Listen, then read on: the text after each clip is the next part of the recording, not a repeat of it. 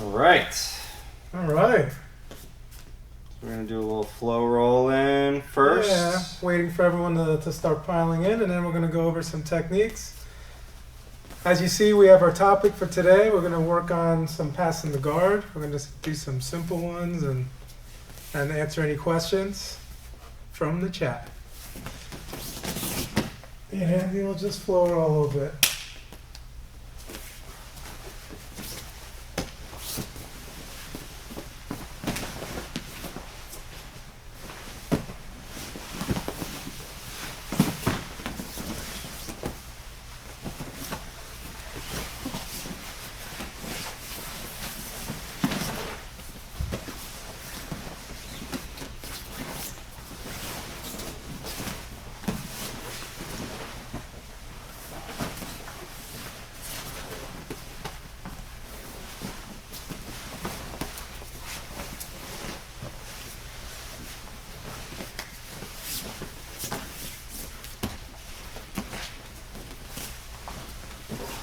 I'm so stiff.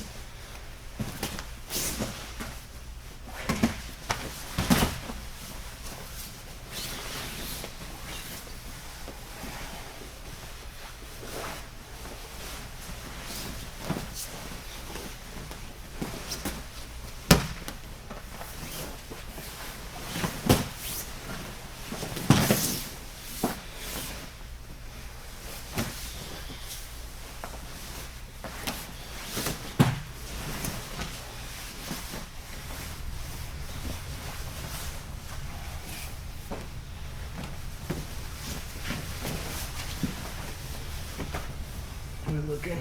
How we doing here? Got a few more. Product Andrew. Product Andrew. What was that? Product. Product or product? Oh, it's like two words. Oh, product. But it's broken up as two words.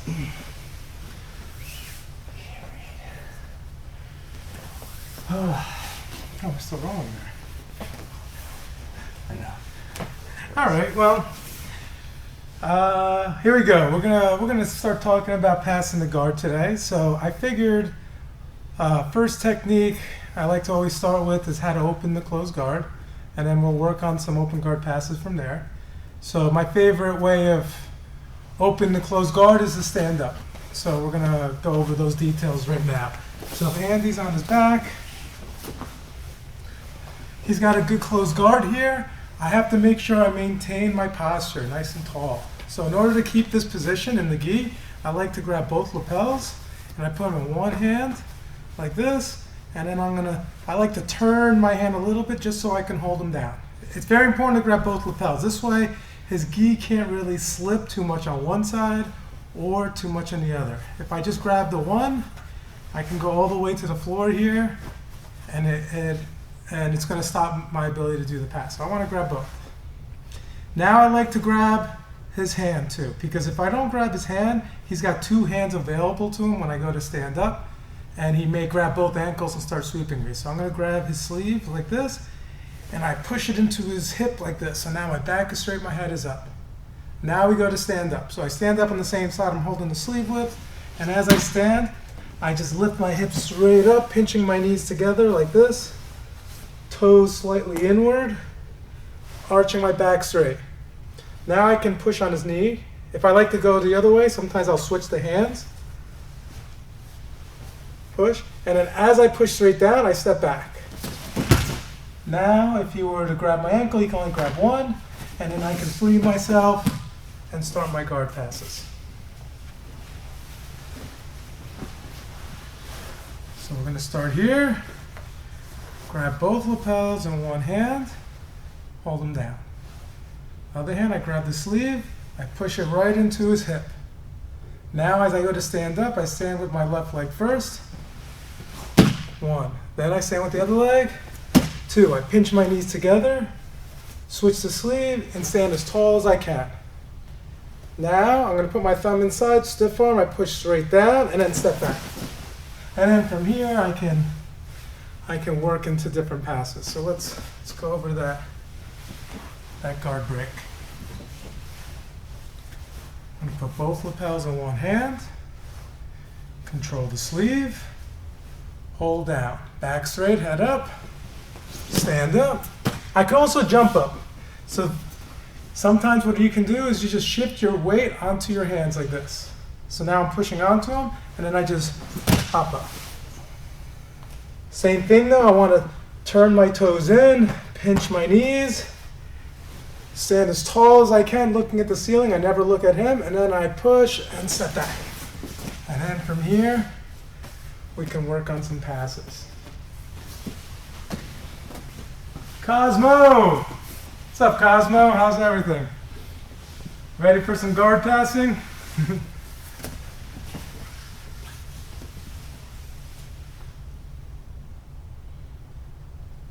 Is this a separate? Oh no. It's a watch party. I meant to stream it on my, or I meant to post it on my thing, and it started this separate. Oh. So we have all these people that are on right now. Oh, okay. So there's people. I don't know. Should I tell them to just go over that one? I don't know. Well, I mean, either way, we I'll could. just check what's up. Jen says my guard passing will have to wait. Darren Coleman, Paul Sullivan, what's going on? Paul, yeah, man. Christian. So I've got some people that are on this one too. I got 16 on this side. So. It'd be good if we can just see the comments rather than all the. You know what I mean? Is there a way for me to do that? I don't know. That would be good though. All right. Well. I'll just keep checking. Yeah, I'll just check both. It's fine. This thing will stay on anyway. So. All right. So we're gonna take it a step further. So we open the guard, and I'm gonna go over just a very basic guard pass, and then we'll start discussing about different options from there. All right. So if Andy's If you guys done, have any questions, just put it in the chat. yeah, put the questions in the chat in case you have something specific to the technique we're working on. So if we start here, I put both lapels in one hand. I grab the sleeve and I push down, and then I go to stand up. When I go to stand up, I look up. 1, 2, and then I open. Now, as soon as I open, what I'd like to do, if I can, is I push this leg all the way down and trap it. I follow it with my knee, putting my foot hooked right behind his knee. My other leg, I like to keep it up rather than put it on the ground. See, if I put my knee on the ground, he can lock his guard a lot easier. Whereas if I stand here, I almost put it like, I make a shelf for his leg to rest on, and it makes it a lot harder for him to close his guard into like a half guard. Then I always put my head over his shoulder right here. I get my upper body control, connecting my hands. Now I take my other foot out, putting the foot hooking in front of the thigh, and then I take my other foot out. Then I go to side control.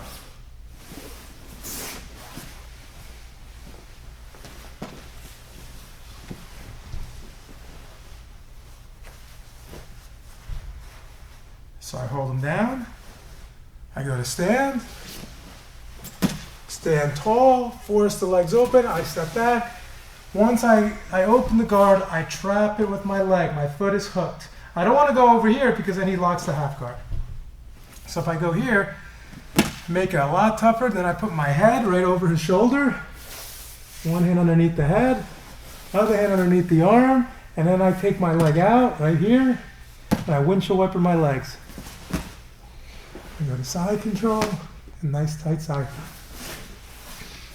And even if you have somebody that's in this position with the knee up, like I got pretty long legs, so I might be able to kind of get my toes. And a lot of people lose their confidence because they're like, oh, you know, he got his half guard, and then they go into half guard passing. This isn't going to stop this. This isn't enough. This isn't like a fully locked on my side position, especially once he gets the head pinned here. So even if you feel like the person's able to kind of get their feet locked here, just start to extend backwards, and this is going to get... Yeah, I start walking. I like to walk my foot really high. At the same time, I push my other leg down. There's no way. It opens it up. Then I just take... Now it's very easy to take my foot out, give him only my knee. Sometimes people try to lock it, put my knee, and I use that knee to redirect his legs so I can stay hip to hip and secure the position. So once I open, I'm here, push, here, here. My knee's actually here, so it actually makes it hard for him to shrimp. If I move over here, he can step on the mat and shrimp away and get his leg back. But if I keep the leg up, it makes it hard. I'm kind of blocking his leg. And then I slide right through, right to the side control.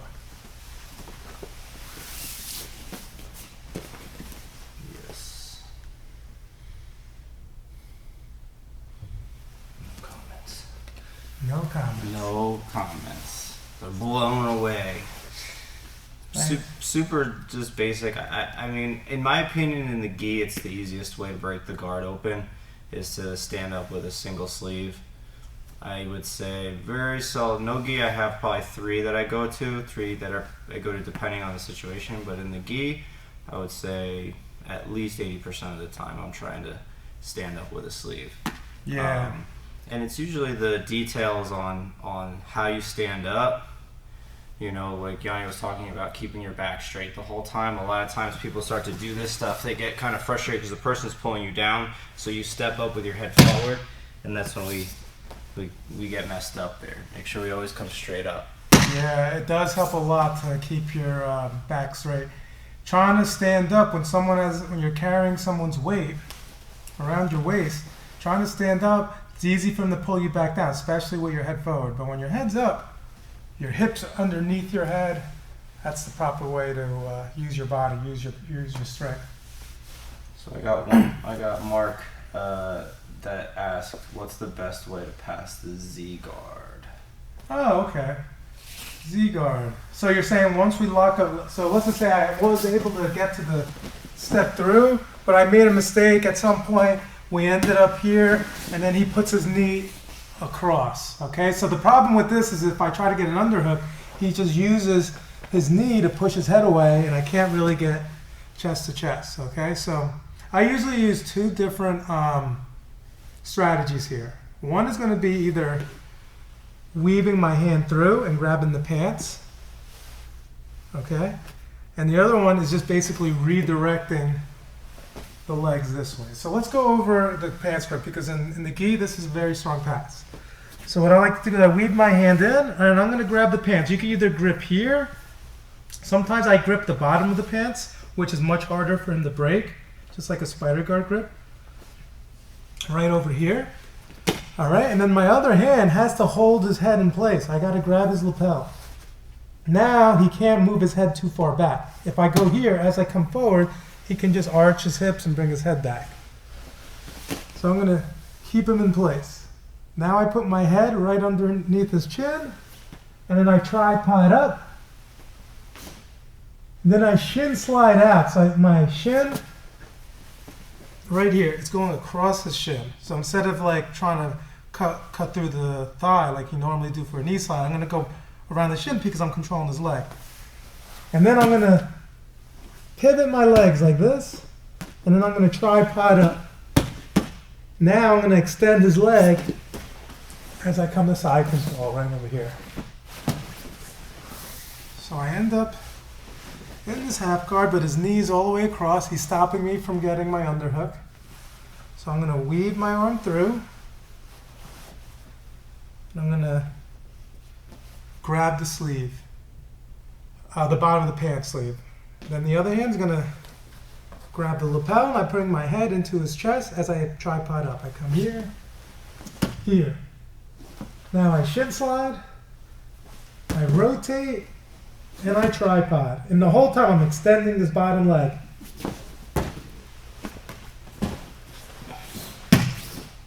Then from here, I start getting to the upper body control. All right, so that's honestly my favorite way to pass if I have the gi. Sometimes if you don't have the gi, another option is to just walk his legs the other way, because every time I come in, he's just going to be framing really well. So if he allows me to come here, like, see right now he's got his knee up. If I can step over his knee, then what I can do is I could just start coming this way. See how his knee drops? So sometimes I can hold, pop, pop. And I put my knee right here, right next to his hip, dropping my elbow, so if he tries to shrimp out to get his knee back in, it's hard. And then I start coming up. Now, I start using my butterfly hook to inch my leg out. And from there, it's just regular half guard pass. Yeah, I use basically the same strategy. The shin, I think getting really comfortable with a shin cut is really important for passing Z guards, and when you can't beat that knee shield. I'd say probably that dealing with a knee shield is probably one of the top questions that I get everywhere that I teach. How do I deal with somebody who's got a really good knee shield?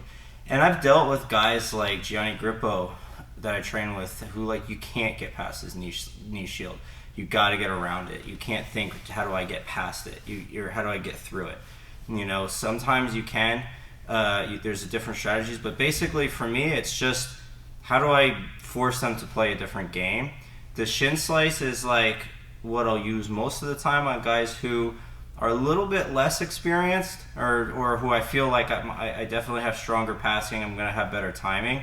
And I play it basically the same way. I'm going to show a variation that I do from what Yanni does. And the reason I do it like this is because, again, I'm going to do it from the context of not necessarily having the gi.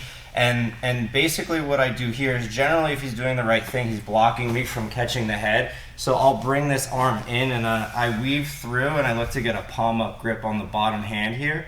Okay, and I like to pull this low. And then I do the same thing with this hand, and the gi you can grab here, but again, if I'm going this takes away my frame on the bicep. Right. So this is going to allow you to get some more control. So I come up usually, because again, I'm going to do it like anything can be swapped out with gi grips if it does the same job, right? So if I'm pulling this collar in, I can use the collar. But if you're like, well, what if it's no gi? Then I just use a hook over the top of the back of the head, and then I pull here. Okay, and what actually happens here is because I have control of his hand and I'm pulling his knee into his head into my knee, is generally the person starts to pull away from me rather than anything else, rather than just blocking, which he was doing before. And as he pulls away, I start to drop that hip really heavy back. Okay, and then I'll do basically a slide over. Okay, if I can't really get control, like get too close here, I'll kind of do the same thing where I'm going to try to come up to my toes, pop and cut back, right? But I still have to maintain control of this, because even if I have some control of his hand or his sleeve, if I don't have this or this, as I slide through, he's going to just extend and we're going to scramble. All right, so that's equally as important as beating this, because a lot of times we feel like, okay, like, can I crush this and then start to pass? This is half the battle. This is what you experience because it's in front of you, but really what this is doing is keeping his head far away. So even if I beat this and I don't do anything to keep his head close, it doesn't matter if I get past, because we're going to scramble here. All right, so you have to anticipate that by getting ready to control the head. Otherwise, it's just a race, and you know, he doesn't have to move as much as I have to move to accomplish what I want. So I come through, I always come palm up, and I pull this down. And same thing, I can make my gi grip if I want to. So I'm just replacing the grip that Yanni was making on the pants with this, so that I can control in, pull the head in. Okay, and I try to see if the person will go to pull away, because as he goes to pull away, his guard's not quite as dynamic, and I kick this hip heavy and this foot up, and I see if I can bring this by. All right, and now since he can't extend away from me, it's usually 1, 2, and then I walk back towards his hips, maintaining control of his hand the whole time. Okay, I have a decent amount of success with this, and those of you who know my game, I'm always looking for that front headlock, north-south choke that I went over on the first slide. This is going to set this up really nice, because he's not going to have that hand in front. Okay, so again, it's just a little bit of a variation, same concepts though, okay, they apply. And similar to the concept that Yanni was going over in terms of moving the knees over, this is actually something I got from Gianni years ago, is that if you got somebody here who's really giving you a hard time, I'm going to take this hand and go palm up underneath the knee. Okay, so I'm underneath the bottom knee, and I'm basically going to step up. Okay, and I'm going to transition into a long step position. So 1, 2, I basically pinch around this, so that now this goes away. He can't keep this knee shield across my chest, right? So it's basically forcing a change in the position. All right, and sometimes that's easier said than done. Sometimes you have to change the position, because there's no way to force the pass. So if he's doing a good job here, and I'm just struggling with getting control, maybe I've tried that, I'm just going to see if I can go palm up under the knee. Okay, a lot of times guys will be already trying to play this knee up anyway, so there'll be kind of a little grip there. I just kind of take 2 fingers and hook it right under the knee. All right, and then I got to shift, because I want to pick this foot up first. So I pick this foot up, step, and pinch, and then from here, if you time it right, you should be able to go right into a long step variation, or you can go all the way to the other side into some variations of passing there. So those are the 2 that I would say I use the most, unless I'm playing a little bit more. If I can get those sleeve grips, I mean, if you can get that good sleeve grip that Yanni was talking about, that tripod position, it's almost impossible to stop that pass. Yeah, that cross grip on the pants makes it very hard for them to use the bottom leg. So as you walk closer to the head, you should be able to beat their legs and then just go to flatten them. Right. And then if not, you have those variations. I think I remember when we were watching those matches a few weeks ago, or last week, we were actually talking about how most of our guard passes in competition were happening from forcing the half guard. Right. Getting chest to chest, and then finishing from there. Right. So that's why it's like, if you have a few ways of getting past the knees and flattening them out, then you can start working your passes. Right. You know? And even in competitions, like a lot of tournaments score an advantage just for forcing a flattened out half guard. So it kind of speaks to the power of the position. You know, guys are really, that's why guys have to be really good at playing knee shield and staying on their side and not allowing to, because you know, once you get flattened out, a good passer, somebody who's got good pressure, it's really, really hard to recover. It's an uphill battle, you know. So like a lot of times, you know, like half guard is almost, in my opinion, it's 2 different. It's actually 3 if you include deep half guard, but it's almost 2 different positions. Like you flattened out versus you on your side with a shield, in my opinion, it's not even the same position, because one is very advantageous or more closer to even. You know, to being, you know, person on bottom's on their side in a dynamic position, person on top is in a position where they can pass and control, but nobody has an established amount of control. Once you get flattened out and your head controlled, it's like a hair better than side control. Yeah, I almost got to think of it like it's like what are you defining the position from? Like some people just define half guard. It's like, well, if I have one of the legs between my legs, that's half guard. But that is there's a wide variety of ways to be in that position, right? You could be flattened down. You can be in a 3/4 mount, right? And technically, you have their foot between your legs. Right. That's still technically half guard, but it's not really like offensive position. You can have like a good half guard where the knee is on the floor and you have the legs locked up and you have your frame and a little bit of a knee shield. That's a great half guard. Yeah. You have the half guard where you're already with an underhook and your head's in deep and you're ready to come up for a single leg. You're almost up on your knees. There's another half guard. Right, yeah. Half guard is such a dynamic position. That's why, like, a lot of times when I teach half guard, the first day of half guard week, I always try to go over just building back to a half guard from a flattened out half guard, because a lot of times it's like, okay, we'll work from half guard. Somebody starts passing, you throw your legs around one leg and you think you got half guard, but that's not the case. I want to make sure that if we get flattened out, we can build back to a framed out, good half guard position, and then as somebody opens the leg, you gotta focus on that. It's also, I think, one of the things that makes it counterintuitive a little bit is that closed guard is about a lot of like grabbing and pulling and keeping the person in, where like half guard's about framing. Obviously, as you gain control points, you're going to hold on to certain things, but like everything about half guard is about framing. Your bottom knee is a frame, your top knee is a frame, both of your arms are acting as a frame. All you're doing is you're completely shutting down the ability for the person to control any one part of your body. Definitely flatten you out onto your shoulders and control your head. That's the big one.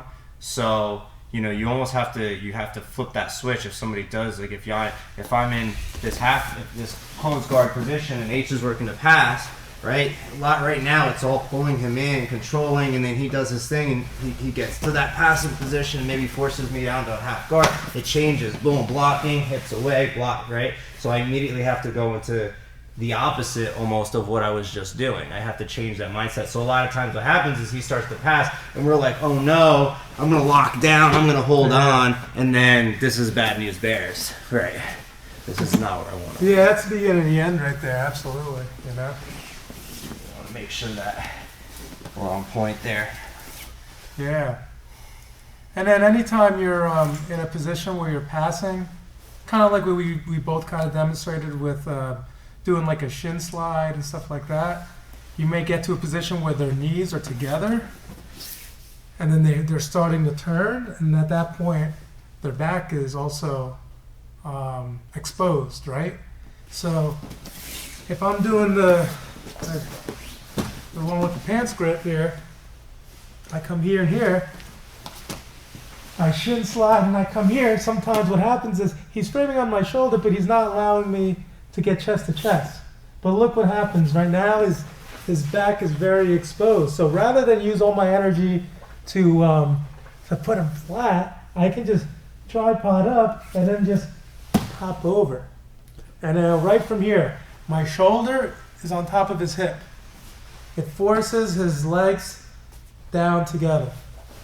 Then as I take my other leg behind him here, I end up in like a leg drag where I can let go and I can grab his hip, and then I can pick up his leg and make sure my knee is in the middle, and I can go to a seatbelt. Even with the other version, like where Andy was doing the bottom grip here, framing on the head, shin slide. When he kind of turns this way, I can hug the waist. Very easy to pass towards the back.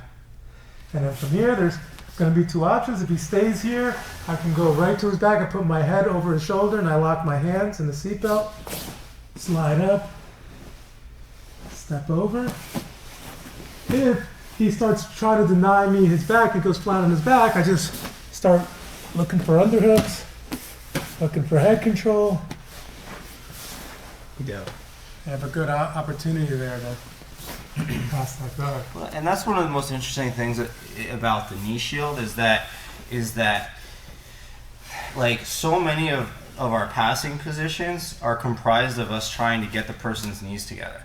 And the knee shield is actually a position that's very difficult to pass, but it's also very, very close to that very weak position. As soon as your knees go from here to here, this is like this muscle here is the weak, like one of the weakest. Like it's really hard to like muscle this leg back up. Basically, we've talked. I think Yanni went over a drill the other day about kind of turning down. Actually, it might have been in class. I don't even remember. But bringing this knee out and then to get it back up, right? You have to get this leg free to get it back up.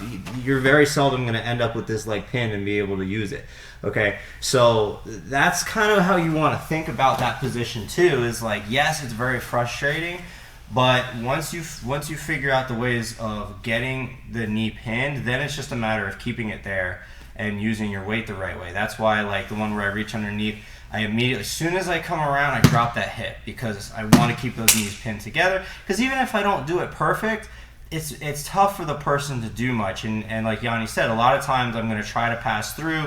They'll usually give me a hard time by framing because they still got their hands, but that's all they got left. So a lot of times the easiest thing is just to go the other direction. And you'll see they're trying to like almost catch you with just their feet because they can't use this anymore. There's no more dynamics in their hips. So it's just like trying to catch you as you come around, which isn't going to really stop you. So that's the way you want to look looking for what's open. If their back is off the mat, that means they're probably a little bit more open for a back take. If their back is on the mat, they may be more susceptible to being flattened down and get into a heavy position. What's up, Adrian? Steve says, can you guys show the leg drag?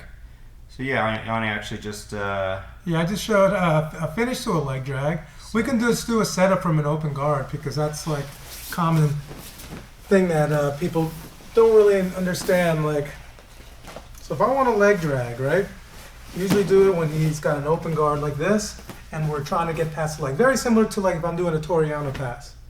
Now, if I just go two hands on one leg like this, he has his other leg free to recover guard. So what I like to do is I like to come here. I use one hand and I do like a palm up grip with my thumb up like this. So I'm grabbing the ankle here, and then you can frame your elbow against your own thigh, which means he can't move it in this direction. He can only move it over here. Now what I'm going to do is I'm going to take a step in, putting my shin behind his thigh, and in this hand I like to catch his knee, so it's hard for him to throw that leg over. And then right away I quickly go to the knee, and then I drop down. So I'm here. I'm going to just step in as I push, and then I go to my knee, go to his knee, and now I'm right here. I'm in the leg drag. Now, my goal is to get my shoulder to touch his hip, so I drop down, I put my head right here on the shoulder, and then I start locking the position. There's a few ways to do the leg drag. You could do it like the way I'm doing it, where I put this knee on the floor, and this leg stays up, and then I can use this to walk his legs up, or I could put this knee on the floor and this leg up. It kind of depends on how I fell down, you know. If I was like gripping here, you know, if I feel like the person's going to try to take me over my right shoulder, I may switch to here, all right? If I feel like they're starting to shrimp out, I may start bringing this knee in, stay nice and tight. No, so I have a question actually. So I used to play both, and the reason that I stopped playing this foot up one is because guys who are good at playing the mini hooks. So if you once you're already down, so like as a recovery method of guys that are able to swim this in. Oh right.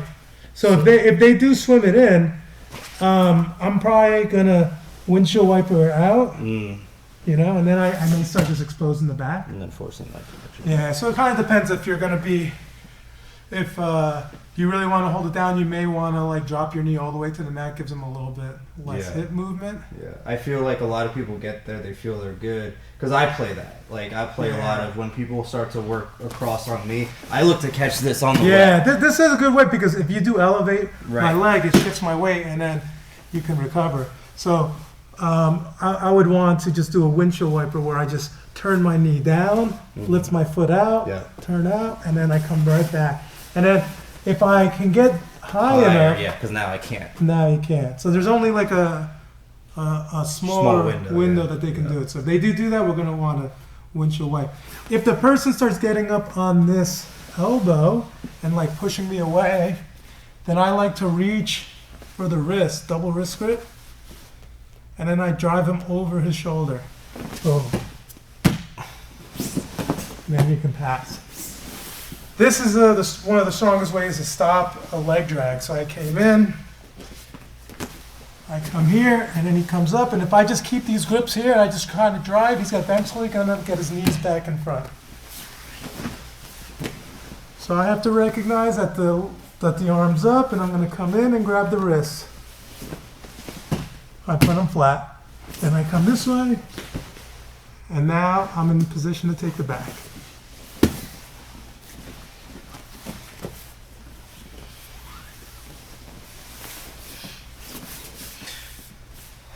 Yeah, super strong. Let's see. Tom Hales, what's going on, bud? We missed training too. I think everybody's missing training right now. Absolutely. Guys, if you got questions about guard passing, or really any questions, but you know, today's topic is guard passing. Yeah, like if you have any specific guards that sometimes you run into problems, we can even go over maybe passing the 50-50 guard, because sometimes Yeah. gi or no gi, you can get stuck in it, and you got to understand where the dangers are. And I feel like that's something that we don't often get a chance to cover in regular classes. Like we often cover passing, open guard, passing, half guard, and closed guard, but 50-50 we don't often get a chance to really practice. Right. Yeah, maybe Yeah. we'll do that. So here we are in a 50-50 position. Now, if I'm a passer, I'm going to be up, right? So I have to be up at least to one knee. All right, let's scoot over a little bit. So I have to watch where I'm putting my weight, okay? Very common mistake is for someone to drive their knee through thinking that this is half guard, and then look what happens. I'm going to get knocked over.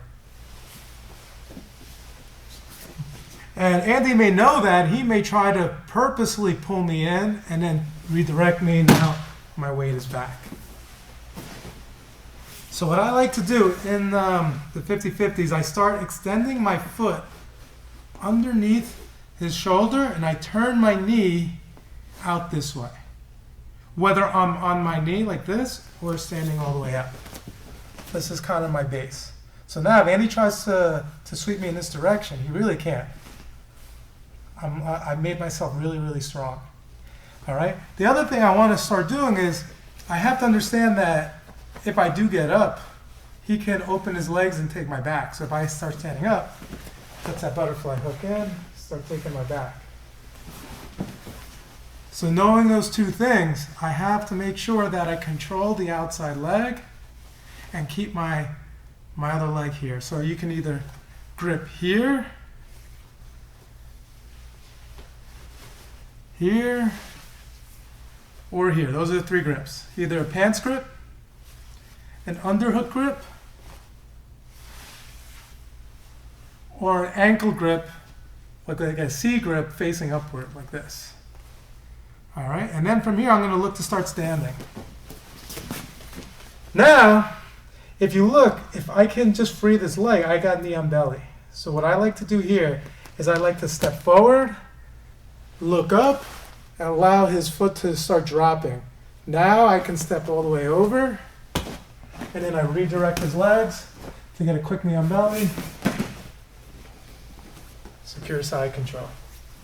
So maybe we got put in 50-50, and then I was sitting, and he tried to sweep me to get up, so I have to turn him this way. Before he can get up, I have to turn both knees this way. I like to extend this leg as straight as possible. All right?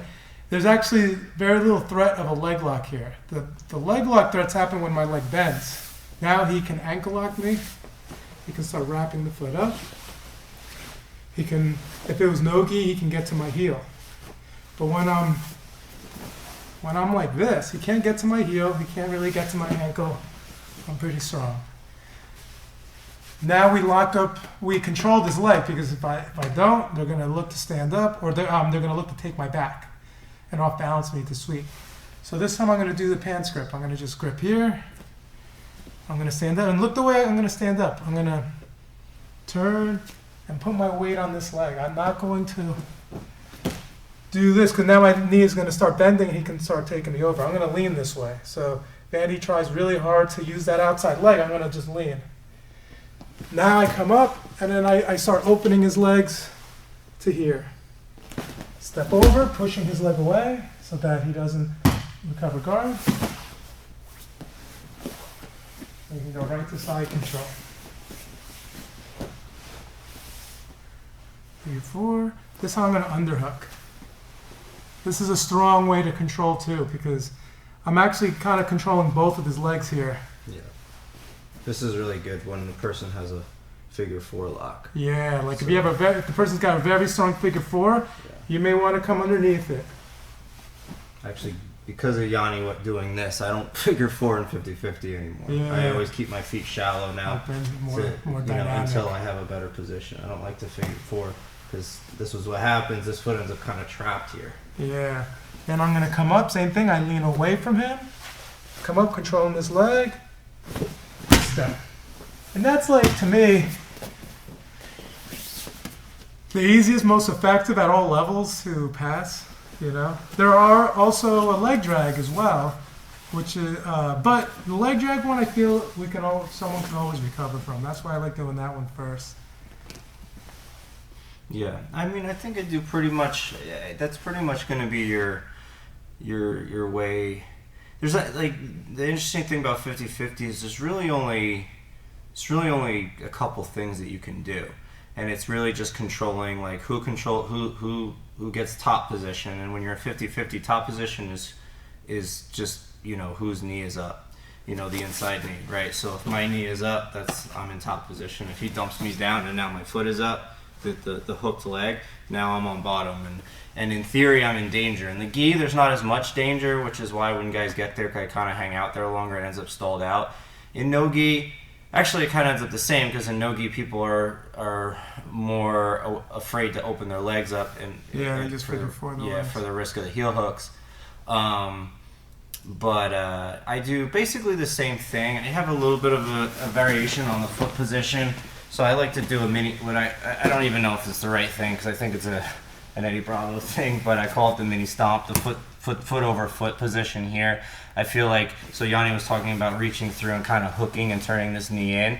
I like to use this foot because I'm gonna have to get up with it, and I know that, okay? But in the meantime, especially if for some reason, this is good in no gi when people can start to threaten your heel hook, just in case, like, I do get dumped or something. Like, my foot's already kind of covered, my heel's covered. Yeah, for me to get through. So even if I made a mistake where I opened up here, he's got 2 steps to get my heel, not 1. Do this, right? And then I can go here.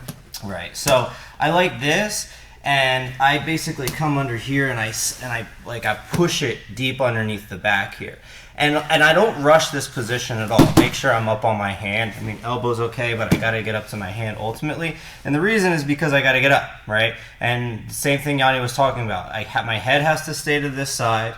My knee has to stay past this center line. As soon as any of this comes, I'm going to get dumped to the other side, which I don't want.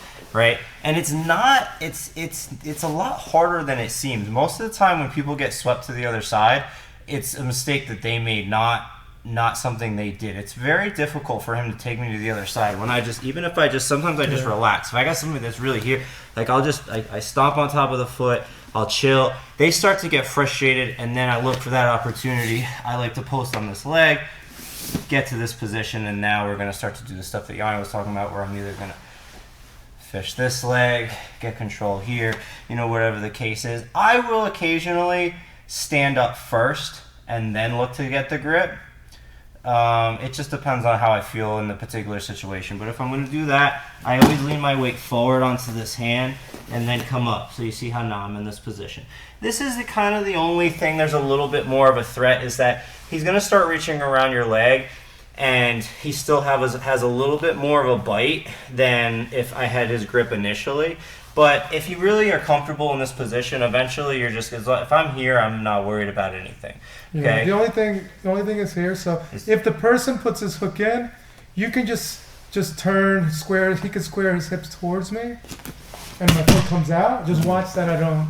So as the bottom player, Yeah. I may do one then the other. It's like if I go here to try to take his back, if he denies me his back, I may pull him in, and now there's that threat. So you just got to be very disciplined. Yeah. And as soon as you get rid of this hook, that you go back to pressuring my knee. Right. Here. And the foot's here. Now there's a knee on belly.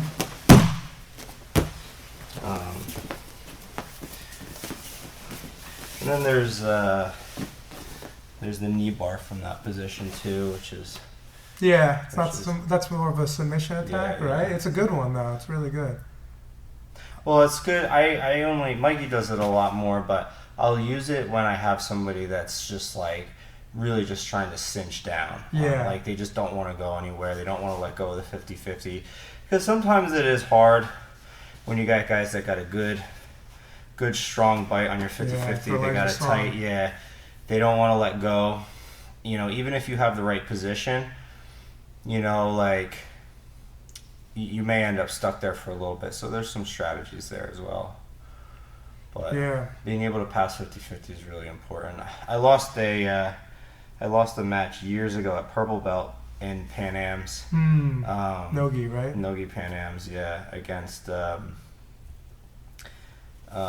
really tough guy, and he basically it was all he did. He did just put me in 50-50, and that's what I did. I basically defended the position, but I couldn't get out. I didn't know what I know now, obviously, but I ended up losing. I think just on advantages, or maybe on points. I forget. Yeah, getting the knee out too is another way. So I have another strategy that I sometimes use that a lot of people don't often use. This is better in the gi, but you can pull it off in no gi sometimes. Let me do the same position. So let's just say he's got a good figure four. All right, maybe I underhooked here, everything.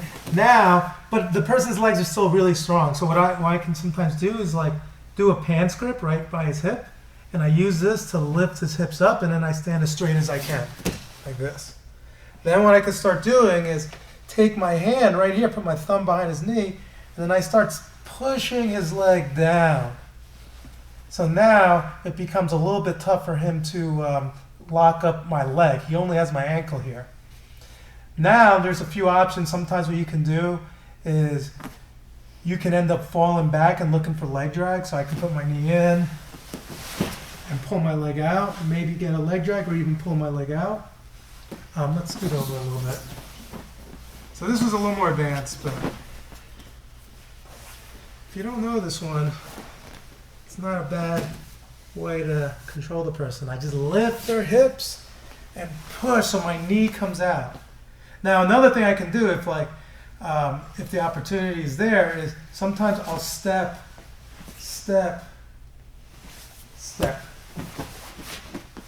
And now I just force myself into like almost a 3/4 mount right here. I got those two options. Fancy stuff. So I got the figure four. I'm standing up. Still my weight is on my other leg, not on this leg. And then I lift and push. I can put my knee in and use this to pull my leg out.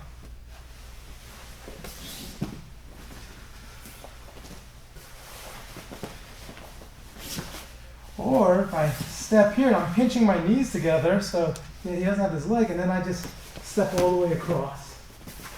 Now I can come up. So a little unconventional. I think I saw the Mendes brothers teaching that one time, and I started using it. And I really like it, you know, especially against someone who's got like a really good 50-50, and you get. Yeah. and you're on top, you don't want to give up the top position. Yeah, yeah, yeah. It's good to have those options. Yeah, on my game, like I won't. If I'm stuck there, I'll be like, I'm not moving. I'm just gonna keep my top position. I'm gonna turn. I'll overturn to that side. I'll even threaten the back, because the nice thing about even when somebody wants to take your back is like that's really their only other option. So they're either gonna try to dump you, attack the legs, or get to their passing position, or they're gonna try to take your back. There's not really much else. I mean, Keenan's, I think, reverse arm locked a few people, but other than that, I think JT this year did a unusual armbar. Yeah. I don't remember how he got it, but it was almost like an overhook, like an overhook armbar where you step over. Somehow he did it from 50-50. Don't remember. If anyone in the chat saw that match, let me know if you saw that. I think Campese knows that match. We were talking about that. Yeah, I don't remember specifically, but it's good stuff. But that's just about being diligent. I feel like a lot of times, really, like whoever breaks first is gonna lose. I mean, depending on how you fall back, the person that pulls himself into the right position first. Like I said, it's not that easy to just dump the person back to the other side. Mikey's really good at playing this position. Yanni's really good. So, like, I know, like, when somebody has beaten me to the punch and they get to their side, I know how hard it is. Like, I can't dump them back to the other side unless they make a mistake. And they're going to be patient, stay in that strong position and wait for me to make the mistake. And I feel like, well, I'm already in the bottom position. I already made the mistake. I gotta do something to get them to move, to hopefully take advantage. Like, people, like, I know for me, like, I don't want them to pass, so I'll almost try to, like, just release, let them get past to try to hopefully get a little space to then recover guard before they establish a pass position sometimes when I'm in that bottom position. And I know exactly what's happening, so it's usually, in my experience, what happens. If you can beat the person to the punch to that position, you just wait it out with them a little bit. And unless it's like, tournaments are different because people are so afraid of giving up points and so afraid of giving up pass points, so they act differently. But in general, rolling, in my experience, people will almost let you pass if you not pass, but break the legs and you break the position because they just feel stuck. Yeah. That, or they'll go for your back, and if you have control of the leg or you're ready for it, it's not that difficult to beat.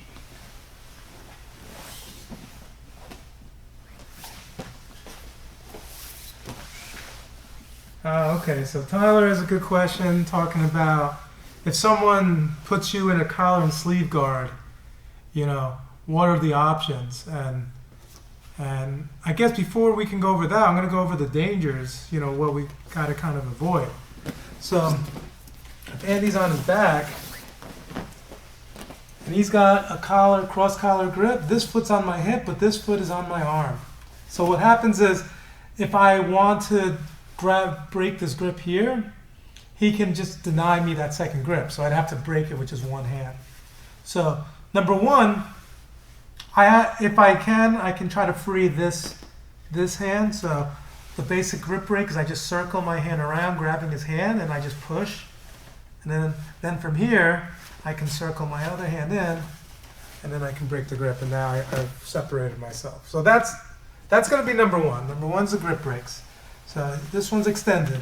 So I just circle my hand, push. Circle the other hand, grab. And then I break the grip, I back away. Now I make sure I don't let him grip before, and then I start making my way past. Now, what can sometimes happen is the person is really attacking well, and then and really pulling my head forward. So I'm going to have to sit back, almost looking like I'm going to give up a sweep. So I may have to like almost sit back, keeping my knee in the middle right here, and I can fall almost like it looks like I'm going to fall to a leg lock. And I can use this as like a single leg X.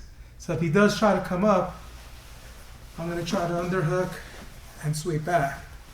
But as you see from here, I can just put my back to the mat.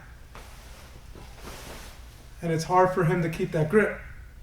Now, as I get up, I circle my hand and I get out. So here I'm unable, he's beating me really strong. So I may sit back, but I made sure when I sit back, I made a little mistake there. I want my foot on the outside, just like a single leg X guard. Looks like I'm going for an ankle lock. Now I use my inside knee to push away as I lean back. And then from here, I can circle my hand. I come back to knee in the center, so he can't close the guard. And then, so let's review the two again. So we're here. If he allows me to, I circle the hand around his hand, push. Circle my other hand in. Now I have two hands on his wrist. Break the grip. Sometimes I can circle this if he's not extending the leg. If I can, sometimes I can circle this hand here and then step over. Now this is a knee cut. And then I guess third option is just to fall back. I arch my head back using my knee to break his grip. Then I pull my leg back. And then hopefully I get this arm off my bicep, right? So this movement right here, circling here, is important, right? So I don't open my elbow, grabbing him, he just steps on me. I just circle, elbow in. And now look, elbow and knees together. I'm in a good position. So as an option, collar and sleeve guard is really tough to beat because there's so much offense from there. They can really submit you from that position if you're not careful. If you put your hand in a little wrong spot, there's a triangle. Turn too much, you got the omoplata. So yeah, in my opinion, on anybody who you know has a really good collar sleeve, 95% of the time, I'm sitting back right away. You know, if I made a mistake and they got, especially once that hand gets to the bicep, collar sleeve foot gets to the bicep. Before that, you have more, there's less danger, so you can kind of try to recover your position a little bit, and usually you have that free hand to maybe, you know, do some stuff where you could almost treat it like a spider guard, like the variation where you almost like sit in a little bit to see if you can beat it that way. But as soon as the person gets this and is able to keep your head down, and it also depends on how they're doing with that collar grip. Sometimes people grab it and let you come up, but if they're doing a good job keeping your head forward and they have this, you got to sit back, in my opinion, and break it from that position. Just make sure you keep that knee to the inside to make sure you can regain your position. You know, because like that's for me when I play collar sleeve. Collar sleeve is probably what I use the most in the gi, and I'm anticipating people sitting back, and I try to just basically make them give up the sweep. But if they bring their knee to the inside when they do it, we now end up in that situation where I can't get up. Maybe I'm going to hold my grips, or maybe I'm going to try to counter with something else. But yeah. In my opinion, the faster you do it, the better. Yeah, so that's why I like that. Those first two options were like that's ideal, but you got to do that quick. You know, you don't always get a chance to break their grip. Right. That's you're basically still pummeling. You know, Yeah. It's like they're pummeling into the position with their feet. They're making their grips, and you're fighting that as it's happening. Yeah, like you're not allowing them to establish. Once it's established, you pretty much have to sit back. You know, if you can't circle, like obviously if I could circle my hand and push his foot down, I can go to a knee cut. But if he's extending my one arm and opening the other arm, so now I have lots of space in here that's hard for me to close my elbows. So I have to fall back. As I fall back, I can get my elbows back again. Right. And there's just too much danger. There's too much danger. Like, you have to pull yourself out of the danger zones, which is your primary is going to be your triangle, your omoplata. And then there's some, sweeps and stuff, but like in terms of the submissions, if Yanni's trying to pass, and I get, again, I play this here, so like right now, it's boom, triangle, boom, omoplata, like, and it's so close. So as long as I got his head here, it's just a matter of just... And if I lean on him too much, he can put both feet on my hips and overhead sweep me. Overhead sweeps, And then also, like if a guy's got...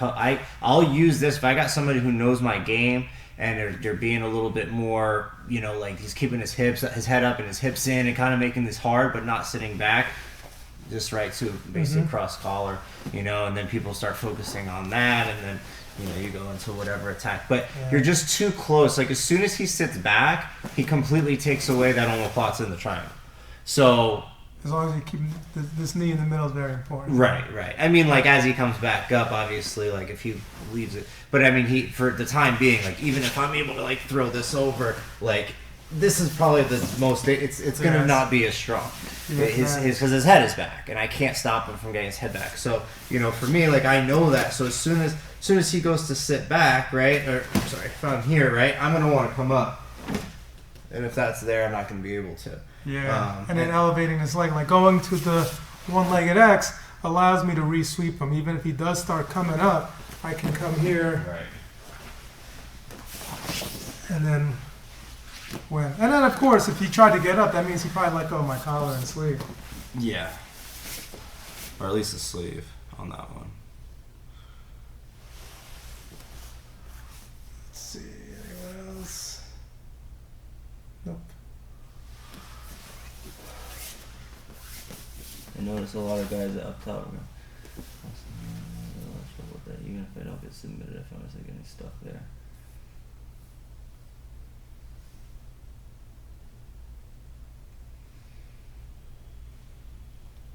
Yeah, Tyler, exactly.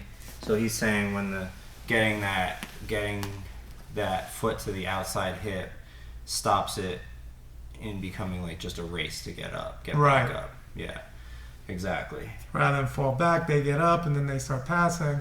If you put that foot to the outside leg, then it's going to be harder for them to get back up, and we can probably win the position. And you don't have to rush it at that point. That's the thing, and that's where people get caught. Is, you know, even if you sit back and then you're just you're like, well, I don't want to get swept. And again, the context changes everything. Like, are you thinking about points? You know, do you care about getting swept? Like, my opinion is if you're on top, you should try to keep top position. But if it's a matter of you getting swept or submitted, then take the sweep. But, you know, like, if you're trying, if not giving up points is a really important part of the game, for, you know, whether you're training for tournament or you just, you know, you're in that mindset, then you have to think about that. And you might as well anyway, you know, because even if I'm gonna, even like Yanni said, even if I'm gonna allow the person to come up, I'm not worried about giving up some sweep points. I want to be in the most advantageous position possible, you know. So if I'm already in a single leg X, then I'm gonna have a lot of options from there. And if leg locks are allowed, and if I'm, you know, feel comfortable with my leg entanglements, what happens then is that, like, if the other person is not as comfortable, they might disengage you or try to, just because they don't want to get caught up in a leg game. Now, you can't heel hook in the gi, and you can't play collar sleeve in no gi, so you're not going to deal with that combo there. Mm-hmm. But like I would say I use straight ankle locks more than heel hooks. Yeah. So, like, I don't want to let somebody who might have a good straight ankle lock tie me up and lock me up at just because I'm trying to hold on to collar sleeve. So. Yeah, no, especially if it's a competition situation, you want. Sometimes someone goes for your foot, people get a little bit more nervous in competition if they're not prepared for it. So. Well, and the other thing too is this is something that, like, I underestimated for a long time now, and now, like, I've been telling our competitors that are going to compete is, you know, like, if you're doing things like Naga, but like anything that you get advantages or points for attempts on stuff that looks like it was close. You know, like, a lot of time, like, the things with leg locks in particular is it's not like a triangle. Like, as soon as somebody goes on your leg, even if they're not going to finish it, they're probably going to get an advantage for it because you're going to have to defend it. You know, so, like, if somebody wraps up my ankle and then starts attacking, I know right away if I'm in danger or not. As soon as somebody falls into the position and starts going for a straight ankle lock.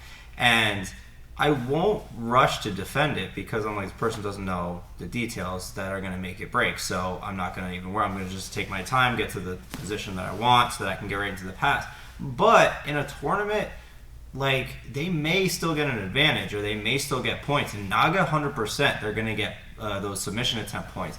And a lot of times what happens is people lose matches because the other person was just going for attacks, even though the attacks weren't as...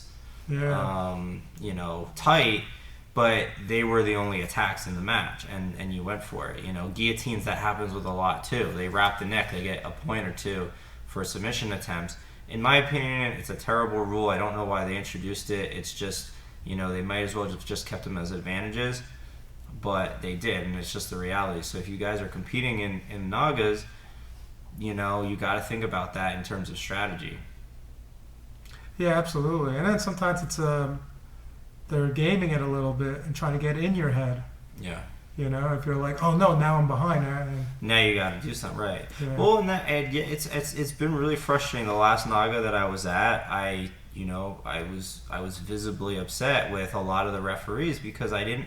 The hardest part about it, unfortunately, is that there's not an exact rhyme or reason, and it's like, okay, you know, how deep does an armbar have to be to get those points? You know, it's supposed to be like, it's too subjective, right? Yeah. It's very subjective to the referee, and so it also subjective, like it's like submission to submission.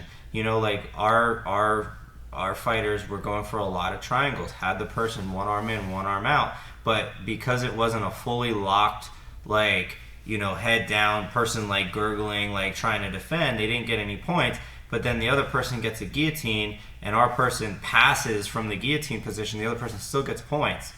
Even though I'm like, you know, I say to the referee, I'm like, my person passed. Obviously, they weren't that threatened by the guillotine. He said, it doesn't matter. He grabbed it around the neck. So, you know, you don't know. And then what happens is, like, you know, I'd like to see them revised, but the thing is, in order to, you know, fix some of those problems that makes the matches less competitive, you introduce more complexity into the refereeing. So yeah, no, I think they should just take it away and just make it like, I don't have a problem with submissions getting advantages if it, you know, if it looks like deep, but like, I mean, so for an attempt to get points, it just doesn't make sense. Yeah, in my opinion. But there's no perfect way to score. You know, I mean, even like your EBIs, the people that love the submission only, you know, you have issues with that as well. It doesn't matter, you know, like, but you know, like, it's just that understanding that system, and you can only hope that whatever you do, whatever you're practicing, whatever rule set you're following, there's a level of consistency, so you can say, okay, you know, it kind of sucks that, like, if I'm going to do a Naga, I'm just going to grab around the neck just because I think I need points, versus really trying to establish a position, attack, and only really try to finish an attack if I know I have it, you know, not just squeeze somebody's face because I know I'm going to get 2 points for it. You know, that's where I struggle to understand their reasoning, but I don't know how we went off on a tangent on that. I know. Well, that's all right, because I think being part of the these streams are sometimes the chat, the discussions. Yeah. You know, everyone wants to hear some of this stuff. Tyler said, I almost lost matches because Naga would give points for submission attempts in no-gi. Yeah. Do they do submission attempts to gi or no? No, in gi they follow the IBGF rules. Yeah. So just advantages. Their no-gi rules are really strange. Yeah, they also give points for like reversal, side control. Oh, they do? They do. So that's like, it's like the only tournament I think that does that. Maybe ADCC possibly does that as well. And it throws you off when you compete, then you realize, you know, I think part of the reason that a lot of tournaments don't do it, because if I'm in side control, it becomes like some gray area. What if I kind of fell back for the armbar, but the person bridged at the same time? And comes up on top. Yeah, and comes up on top. Was it me going for the armbar or them bridging, and are they going to get points? Are they punishing me for trying to attack? Right. You know? Yeah, and when you're in bottom side control, it's, you know, it's your prerogative to escape that position. You know, it's like, I know your reward is you escape. Now you're in good position. You know. Right now you can start to work. Yeah, I don't know. I mean, that stuff. Yeah, there's definitely a gray area. It's just, and it's constantly like, you know, at the end of the day, it is so subjective, referee to referee. And I've seen referees there for, you know, that have been there since I started, and it's the same story. You know, it's like you would think like you know what they're gonna do, but even for like a specific referee, you don't know. Like, it's almost day to day. somebody gets upset with them. And it happens in MMA too. Like, somebody gets upset with somebody because they gave points and, really shouldn't have been points. And, they're like, so then the next time they don't give anything. So like they'll like flip-flop how they feel, how they're going to reward points because of the experiences that they're having refereeing all these matches. Yeah, but I don't know. Cool. I haven't competed in a long time, so not since Abu Dhabi pro trials. Wow. Yeah. In a jiu-jitsu tournament.